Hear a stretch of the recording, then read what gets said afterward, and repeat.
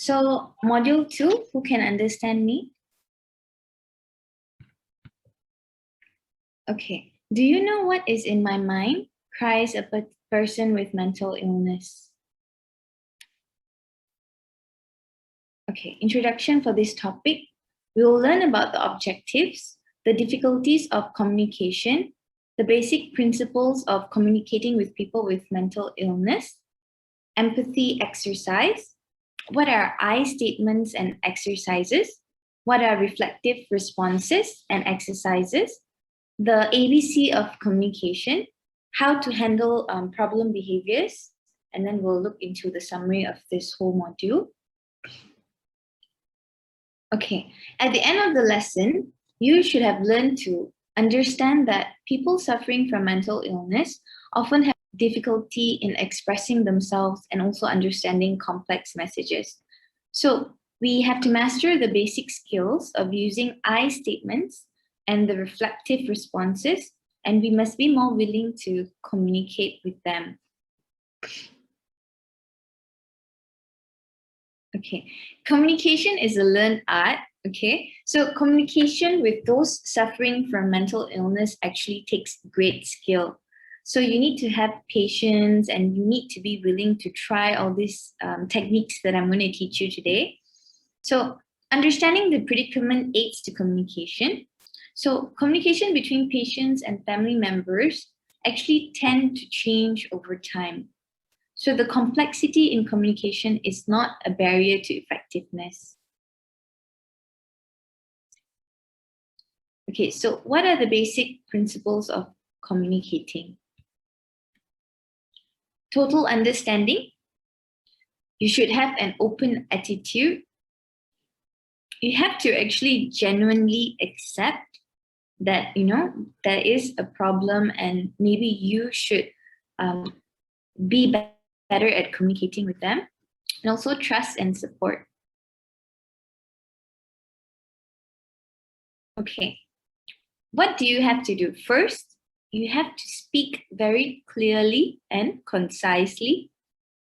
You have to encourage self-expression. And this is very important. You have to ensure a two-way communication. Okay, these are some practical tips on communication with people who are suffering from mental illness. Okay, so the first is get them to be involved in seeking help. Okay, first, if you have a lot of things to say to them, use a very simple language. Use their mother tongue. That will be more easier for them. Okay, if needed, you can use a written form. Okay, use eye contact. Encourage two-way conversation. Use open-ended questions so that you could encourage a two-way conversation, right? Do not be overly critical towards them. Do not challenge their delusion, and encourage them to control their delusions.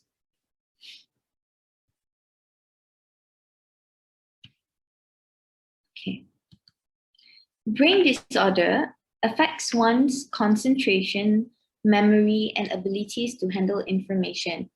So people suffering from schizophrenia, they actually sometimes cannot control their thoughts. They have difficulties in concentrating, filtering external stimuli, and also dealing with complex dialogues. So they will often sometimes get irritated and agitated when dealing with these memories, feelings, and thoughts when they converge. Okay, I'm going to teach you how to use the I statements, okay? So what is an I statement? Does anyone know? Is anyone familiar with I statements? Okay, I statement, okay, it means of expressing oneself, okay? It can foster effective communication. I is at the center of the communication. I statements are usually very positive expressions.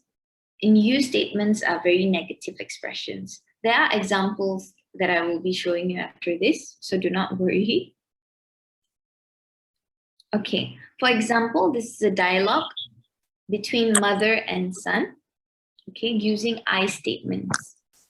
Okay, this is example before using I statements, okay, how this it's like a normal conversation. So the mother says, can you give up smoking? The smell of smoke is so bad, even Mrs. Chan doesn't want to visit us. So the son says, have you said that you respect my hobbies? And the mother says, how can you consider a harmful habit a hobby? You even dare to ask for my respect. And the son feels very threatened. So he says, you intentionally go against me. Then mother, she's becoming more irritable and she starts saying, where does your money for cigarettes come from? From me. So she threatens him. I will throw all your cigarettes and lighter away if you don't give up smoking. And we'll see how you smoke then. So the son says, are you threatening me? I'm not scared. I know you want to kick me out so that you can occupy the whole apartment yourself. So do you see how just a simple topic actually aggravates the whole thing? Son feels threatened. He thinks that the mom wants to get rid of him, and the mother feels irritated, irritable, and then the whole situation just escalates from normal to bad to worse. So how do we positively communicate with someone who has mental illness in a way that we don't try to blame them or feel like we're accusing them or feel like we're threatening them?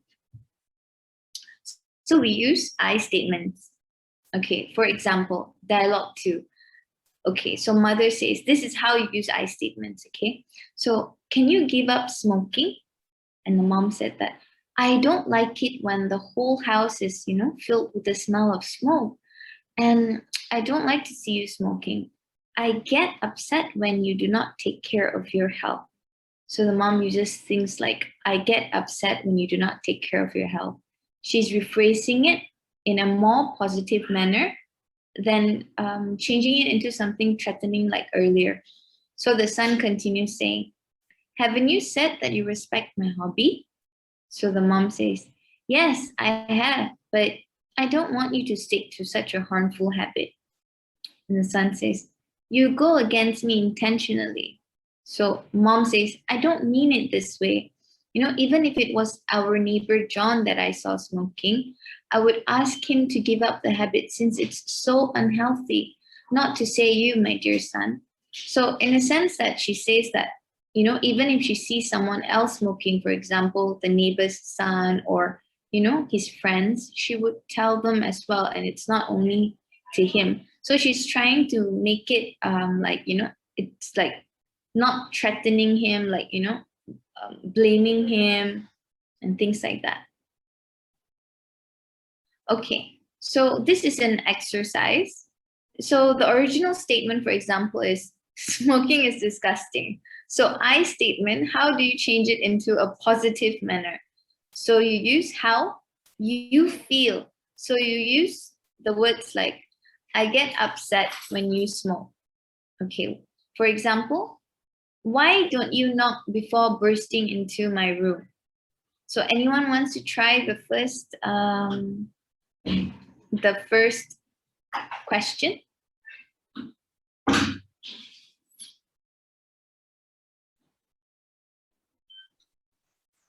Anyone wants to try?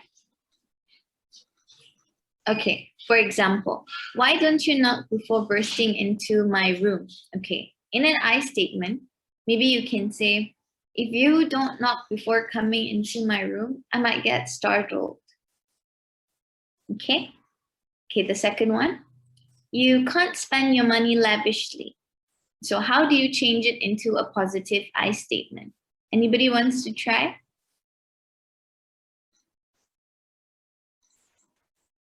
Because this takes practice. So once you start using I statement exercises, the more you use it, the easier it will get.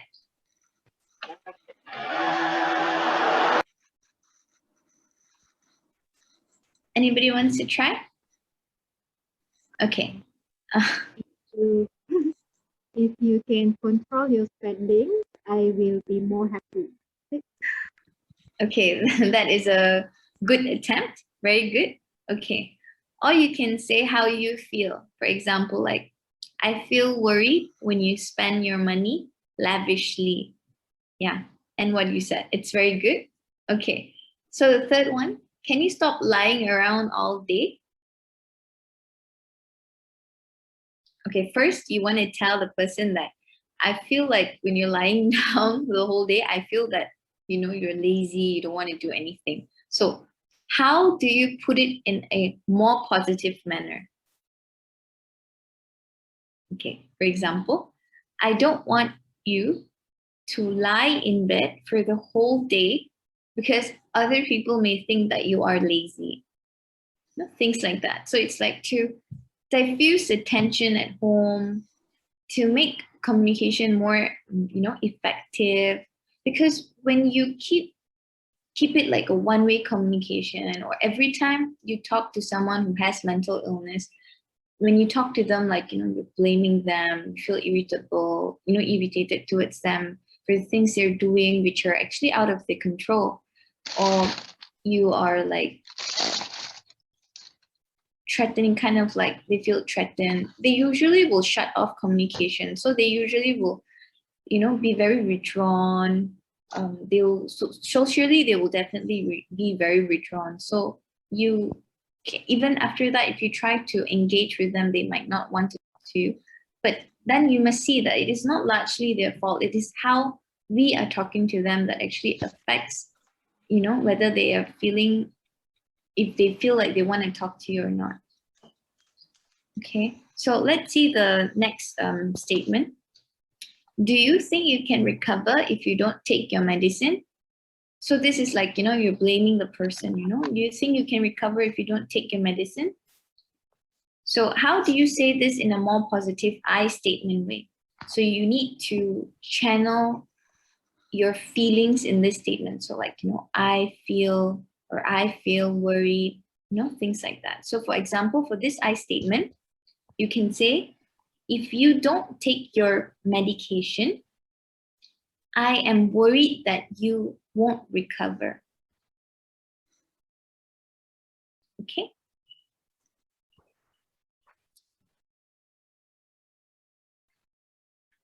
Okay. Just now we looked at I statements. And then now we're looking at reflective responses. Okay, what are reflective responses? Reflective response is a very effective means of communication, similar to I statements, but here the subject has shifted.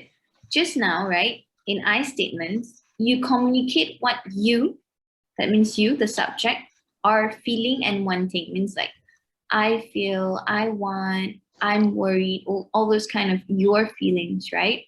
So in reflective responses, you reflect back the feeling. Okay, so you focus on what the ill person in your family, the subject, is feeling and experiencing.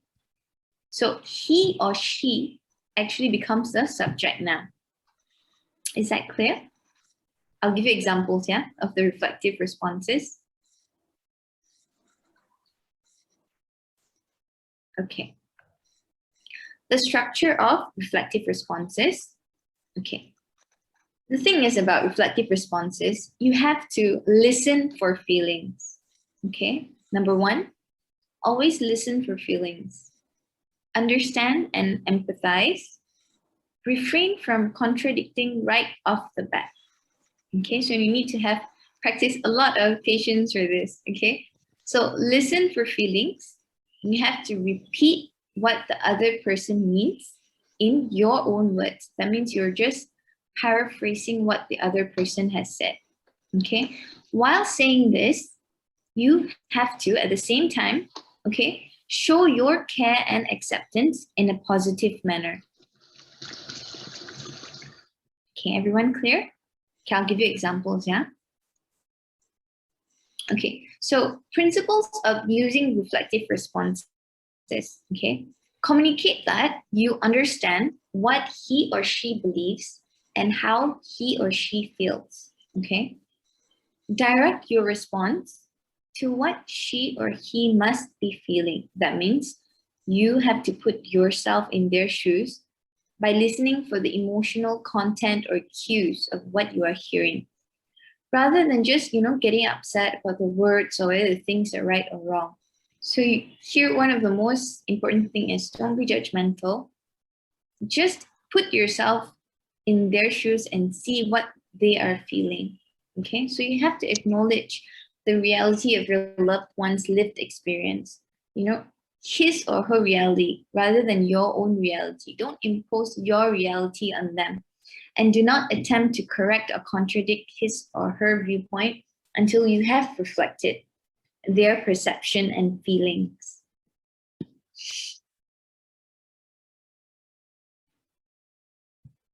Okay.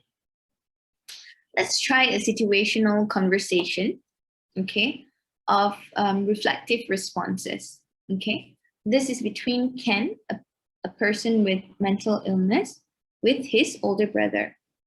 So the elder brother actually put Ken in a day program, and Ken doesn't feel like going to the day program anymore.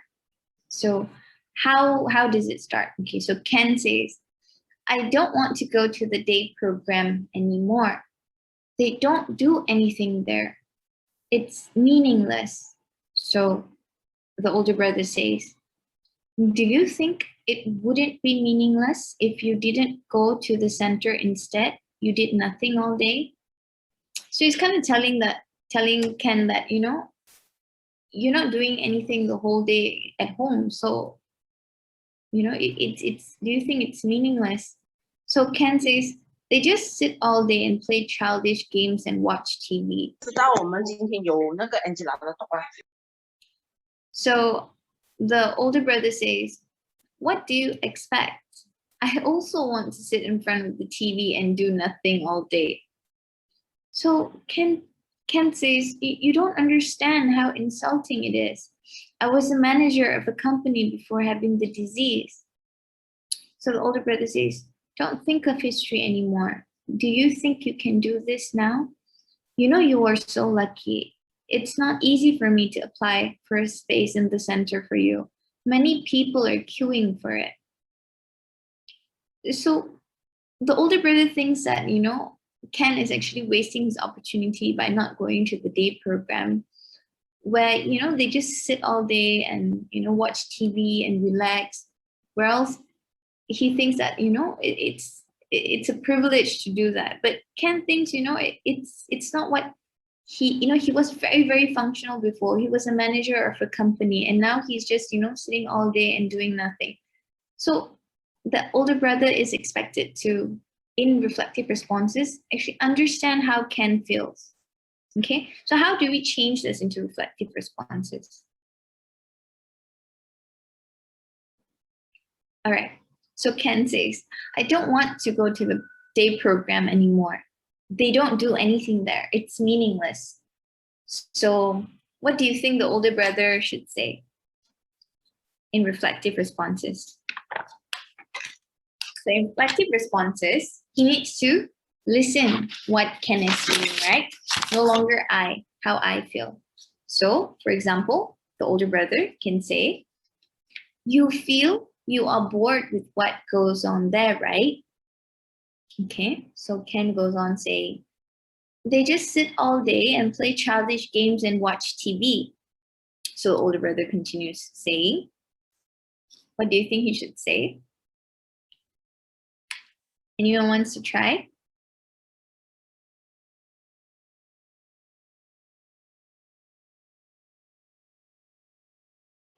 I can have a go. Okay. Perhaps the elder brother can say like, can you help me understand or clarify why you don't want to go there? Okay. Sometimes that's a good try. But I would also suggest that you have to validate his feelings, right? All right. So maybe you can say like, after what you have said, now I know why you don't want to go there. So sometimes you have to feel what they are feeling and you have to validate. Okay? So then Ken goes on saying, you don't understand how insulting it is. I was a manager of a company before having this disease. So the older brother, rephrasing it in reflective responses, he can say, you may feel like this is not the place for you, but you have to remember that it wasn't easy for me to apply for a space in the center for you. We can talk about your manager post later, as you have to focus on recovery at this moment. So you see, he's not completely rejecting that he was a manager before and he can't do it now. He says that, he's giving some encouragement. He's giving, hope for him that we have to focus on recovery at this moment. Okay. So he said, okay, so we can talk about your manager post later. So if you stay at home, you won't have the chance to, meet your friends at the center. So he says, if you don't go to the program and wander around the streets, what do you think will happen? How do you say it in a positive way?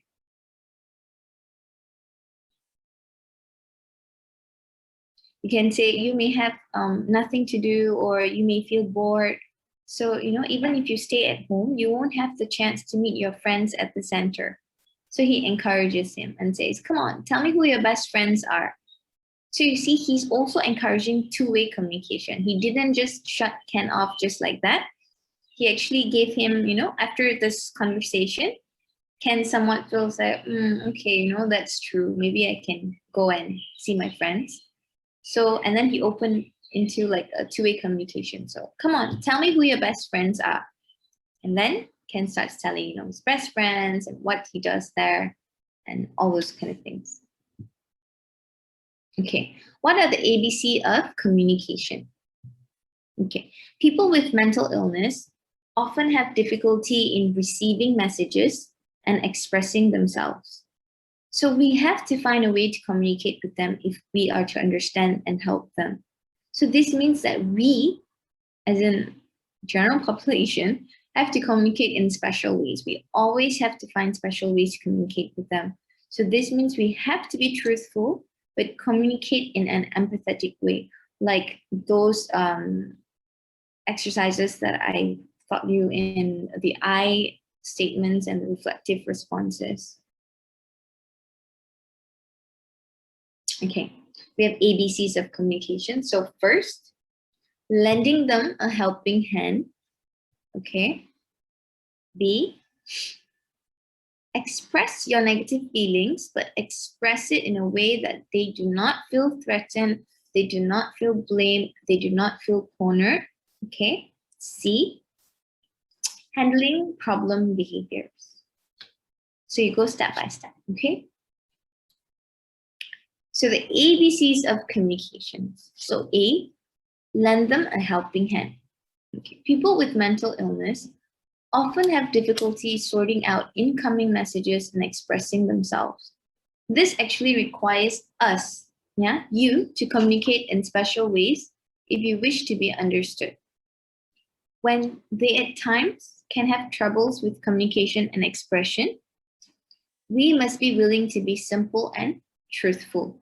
Being simple means, let's say you have a lot of things to say, right? Don't say everything at once. Break up the whole sentence or messages that you want part by part. Okay, so you have to be simple, talk in a clear and concise way, and be truthful. Okay, when they are at times, fearful or feeling insecure, you need to stay calm and be accepting. If they have trouble concentrating, we keep the things brief and repeat what we have said where necessary. Okay. Because sometimes they can or they are overly sensitive, so we try to say one thing at a time, okay? And refrain them from forcing discussion. If you feel that they are not comfortable or they don't want to engage in a conversation at that moment of time, don't force them to talk, at that moment of time. Just give them their space, let them have their time. They will talk to you when they're ready or they want to. because they can easily become agitated. So we try to recognize the agitation and communicate in a calm way. If you think they have poor judgment at the point of time, you have to be patient, even when their comments are irrational. If you feel they can be easily distracted, you be the one to get their attention first, so they don't feel lonely or they don't feel left out. If you feel that they are or can't be withdrawn, you try to initiate the relevant conversations first. If you feel that they have volatile emotions, you have to first be accepting that they have this mental illness and, try to help them to get the help that they need and be accepting that they have this illness. When they constantly have changing plans, you have to be the one who is assertive about keeping to one plan, okay? And when you are being assertive, try not to be blaming or make them feel threatened.